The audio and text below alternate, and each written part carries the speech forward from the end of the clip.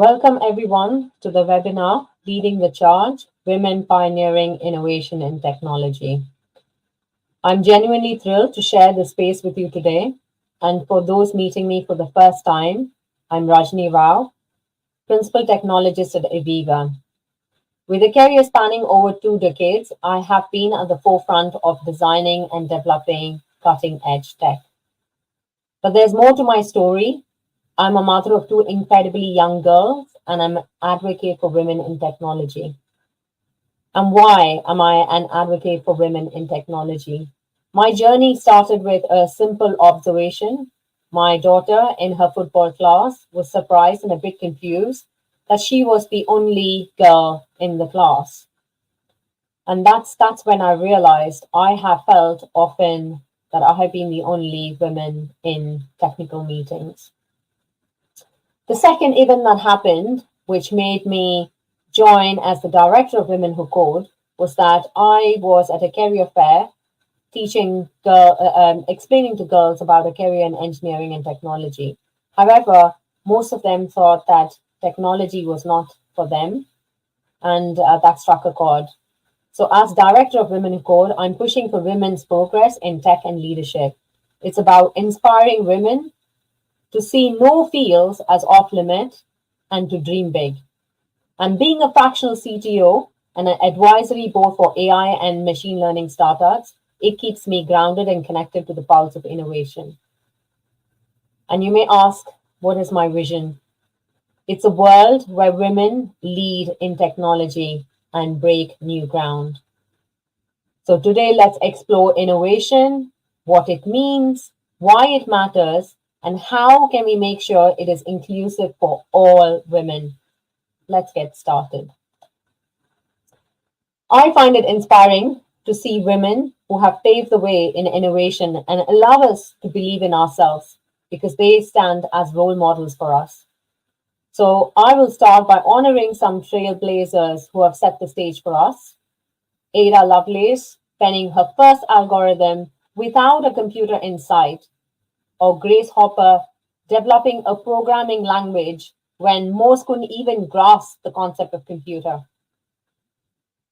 Then there's Margaret Hamilton, whose software engineering contribution helped land a man on the moon.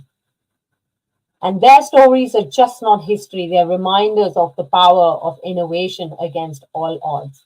And I can't even imagine how hard it would have been for them in those days to be a woman and be pioneers in tech. So what is innovation? When we often talk about innovation and when I engage in discussions about innovation and what it means to different people, I receive a variety of answers.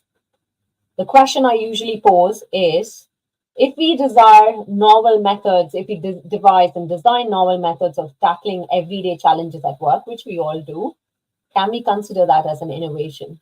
And that gets people thinking, because in our minds, we think innovation is something, that eureka moment that's very radical.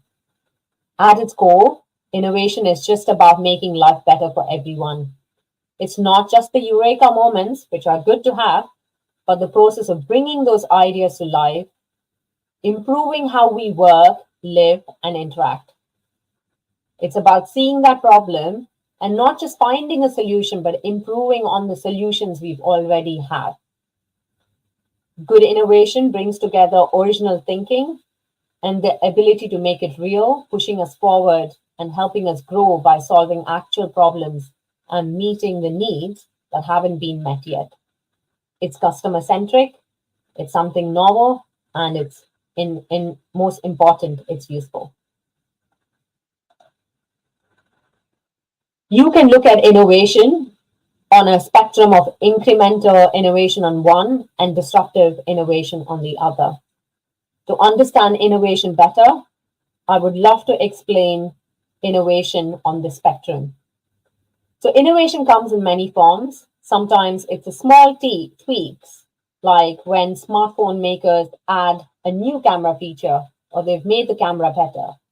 Other times, it's the game changers, like when streaming services transform how we watch TV or cloud computing Both are vital. Incremental innovation keeps you moving forward, whereas disruptive innovation takes you entirely in new directions. So let's start with incremental innovation. It's about that small yet significant changes we make in our processes, our products, our service, and strategies. And these changes are often very subtle, focusing on continuous improvement. And while they may have a low impact on the market and feature low technology newness, they're easy to implement, they carry lower risk, and they require smaller investments. So think about the gradual enhancements of, like, say, processor speeds in PCs.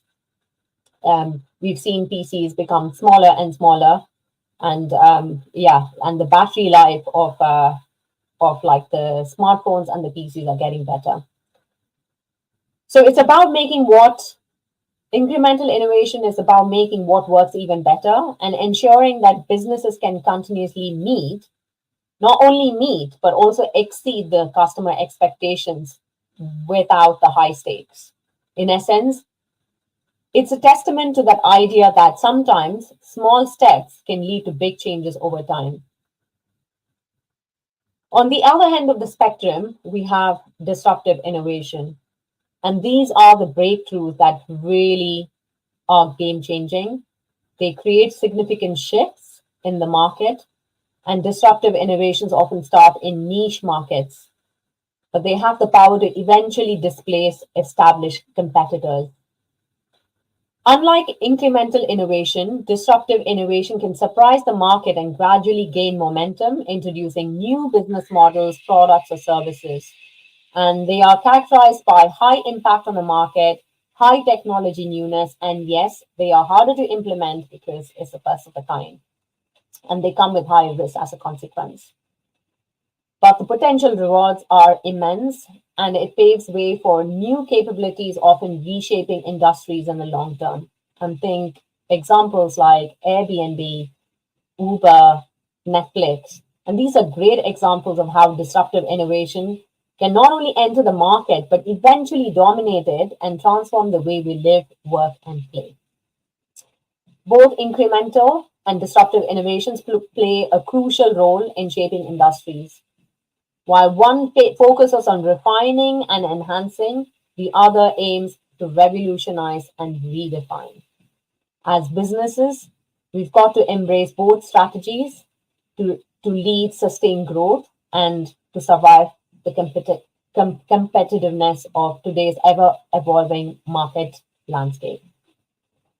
Usually 20% of the innovation is incremental, 70% of the innovation is incremental, and 10% of it is disruptive innovation, and the rest is something in between that spectrum.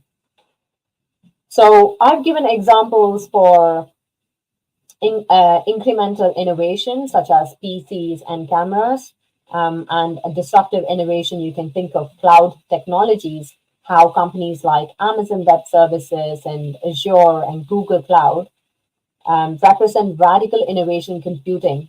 There was in the past, we used to think of data on hosting on premise, and now we can't even. It's pushed all of those hosting companies out, and here we have cloud providers. And I can't talk about disruptive innovation without mentioning AI. And we know how AI has the potential to transform industries like healthcare, finance, manufacturing, to automation and advanced data analysis. ChatGPT, for an example, is a wow factor. So I would like to talk about Netflix. If you haven't read the book, No Netflix, No Rules by Erin Myers and Reed Hastings, I'd urge you to read it with an open mind, because often we get stuck in some nuances, but I'd say go with an open mind. And I have learned a big deal by reading that book. And I would take Netflix as a great example of how they've done both disruptive innovation as well as incremental innovation. So their disruptive innovation was how they transitioned from DVD rentals to streaming, and how blockbusters went bust because they couldn't keep up with changing how people access and consume media. Now, my kids don't understand what it means to like watch a TV through DVD rentals. Like they've never seen that, and how this has become the new way of consuming media. They also created new market, by creating a vast library of movies and TV shows and anything in between that will appeal to a broader audience beyond the traditional DVD. So you couldn't have all the DVDs stacked up in your house, but in this you can like access on demand anything you want to see. And they also transformed the entertainment industry, by leading the decline of video rental stores and reshaping content distribution models. So since then, we've had a lot of content distribution models. Now, incremental innovation. I love how Netflix have started their own content creation to reduce dependencies on licensed content and differentiated service. And this thereby created unique value proposition by offering exclusive, high quality original series and films. House of Cards, Stranger Things are my favorite ones.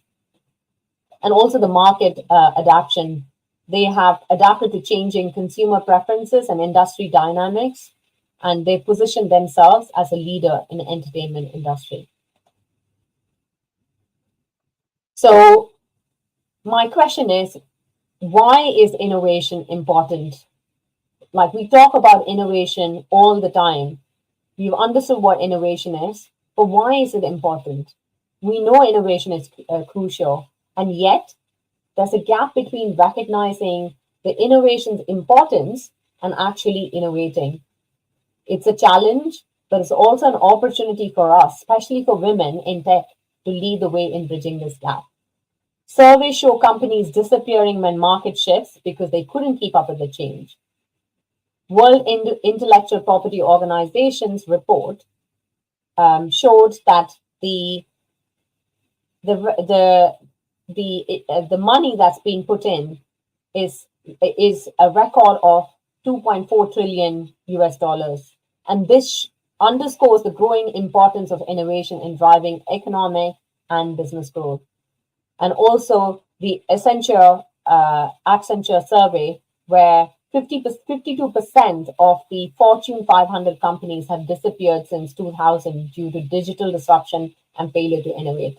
I mean, that is, more than 50%. And then we have the Boston Consulting Group.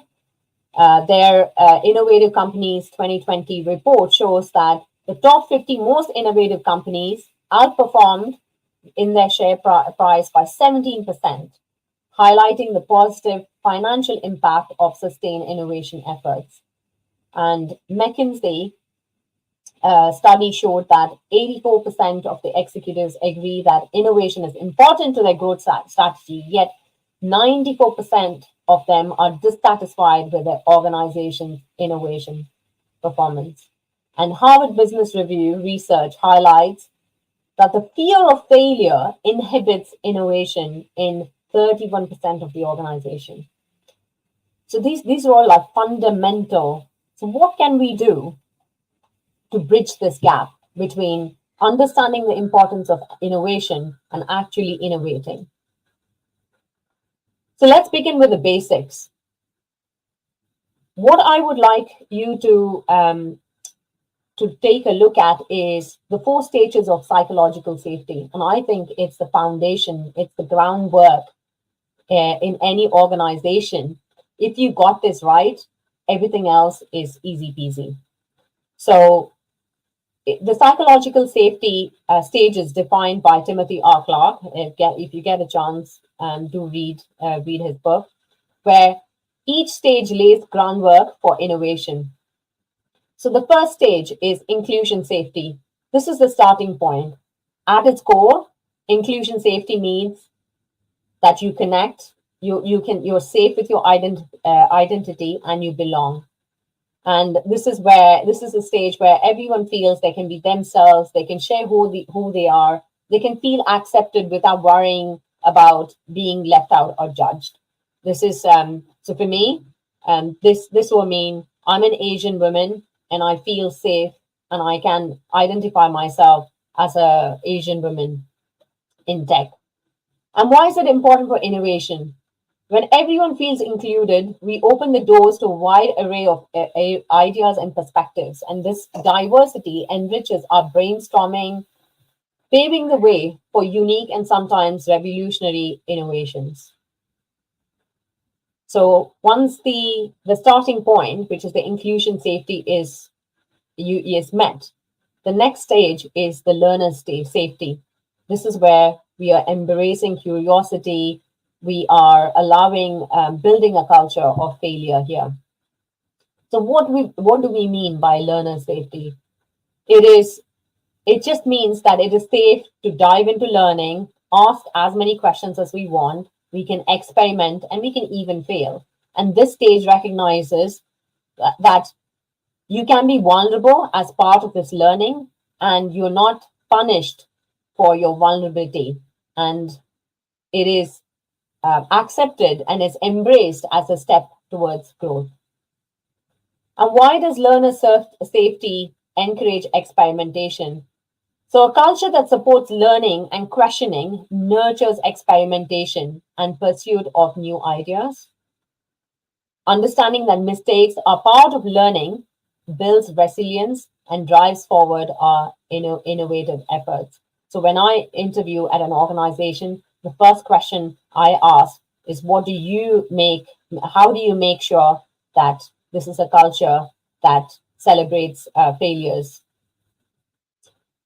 The third stage is contributor safety, where we are empowering contributions.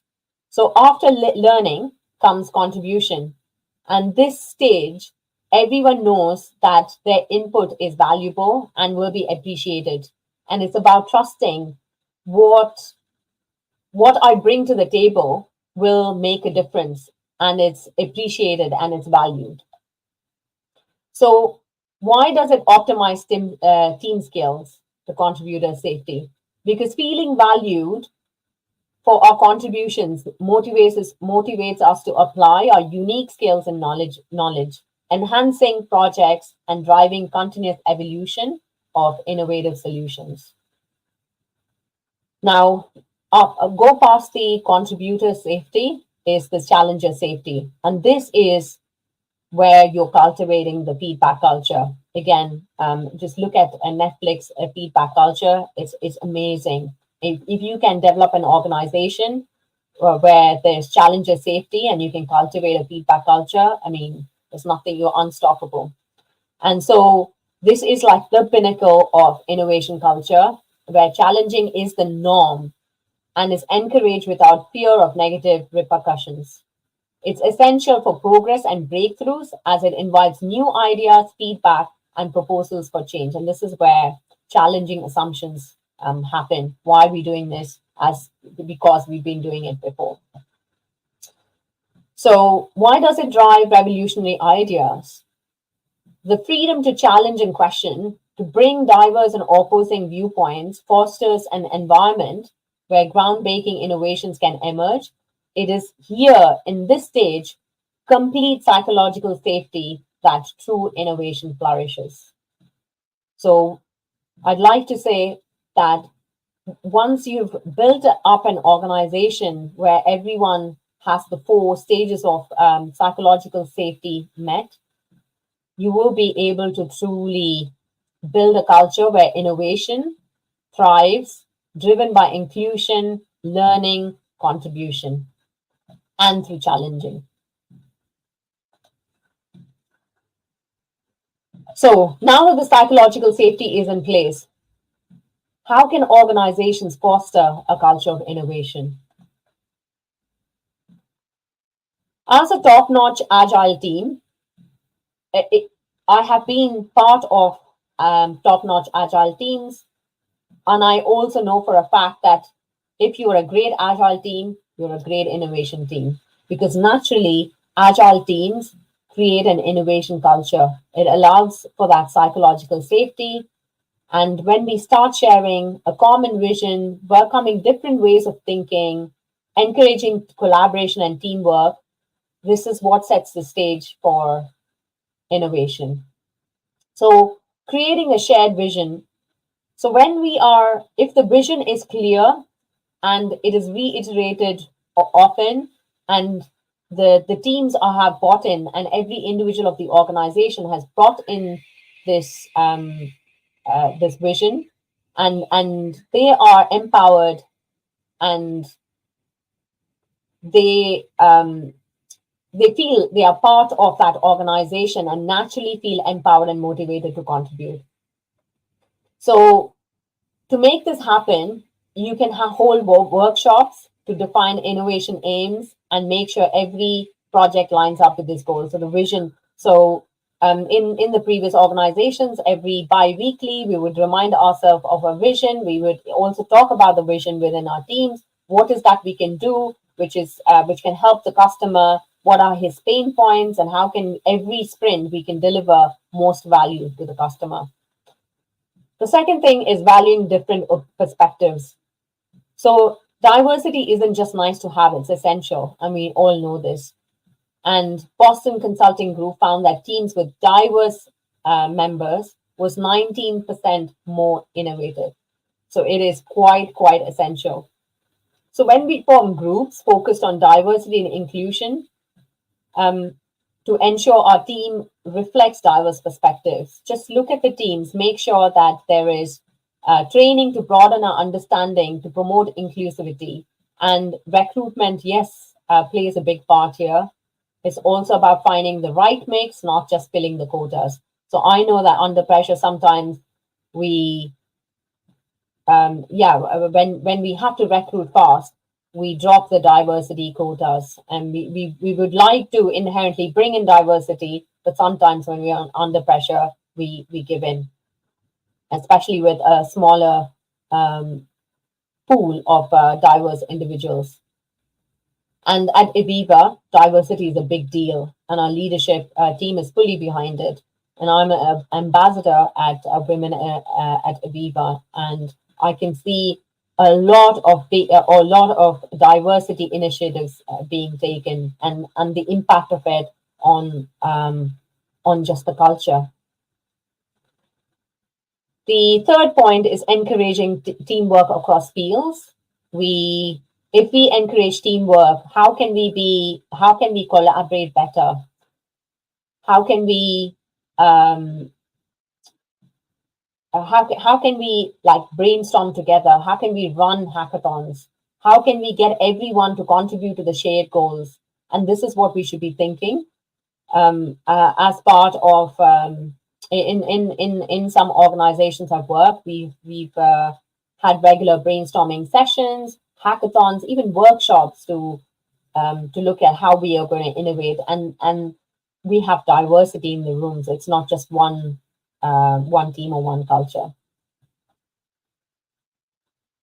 Then the other thing is prioritize continuous learning. So in a world where, that never slows down, learning is the key. And it's so fast, and you have to keep up with the market and the ever-changing technology.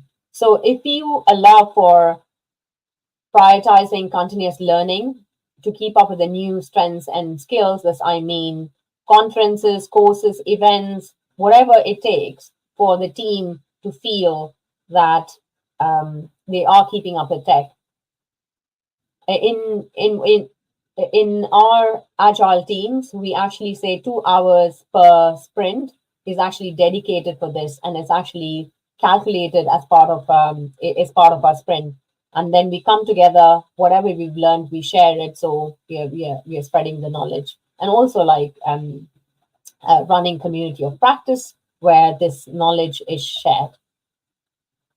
So giving teams freedom and responsibility, again, you can see this when you read No Rules book by Reed Hastings and Erin Myers. You can see how they've empowered their team by giving them the freedom to explore. They give their teams control over their projects and budget to explore the ideas freely. So trusting the team and giving them the freedom and responsibility is key. And also, keeping the lines of communication open, um, open channel like Slack and Teams conversation, also regular feedback sessions to ensure that ideas are shared, and constructive criticism is also given without worry. One-to-ones are a great way also to keep this lines of communication open. And then the biggest one is learning from mistakes. Seeing failures as a learning chance helps remove the fear of trying new things, and it's about progressing even when things don't go as planned.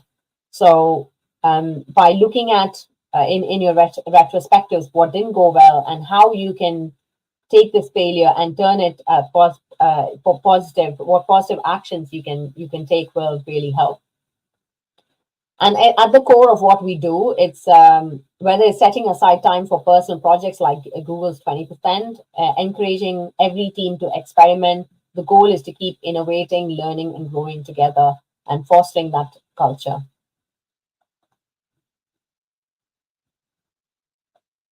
To summarize, innovation has some core principles that guide it: challenging assumptions, connecting the dots, and leveraging diverse perspectives. So, challenging assumptions, the journey to meaningful innovation starts with questioning the status quo, and there's something inherently beautiful about challenging the assumptions. It involves exploring beyond the conventional wisdom to discover new solutions and angles that disrupt the stagnant markets and outdated practices. Connecting the dots. Innovation often emerges at the intersection of seemingly unrelated ideas, and by connecting diverse fields, organizations can look at unique opportunities and solve complex problems. So one of my favorite examples is the Japanese bullet train that solved its tunnel boom by looking at nature, the kingfishers, and how efficiently they dived into water without a splash to catch the fish.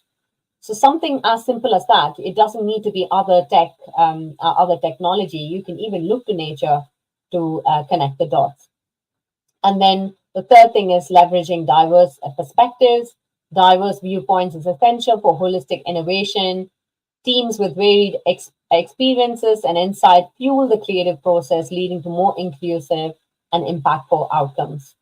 And here I mean not just gender diversity, I'm talking age, ethnicity, culture, identity, neurodiversity, disability, etc. So if you create a culture of experimentation, be it like hybrid as in you could have a broad, you could have like every team in your organization is looking at experimenting and innovating versus having a particular team that actually looks at focused innovation. A hybrid is a combination of these two, and collaboration between the team and the team that actually is looking at innovation, has the budget for innovation.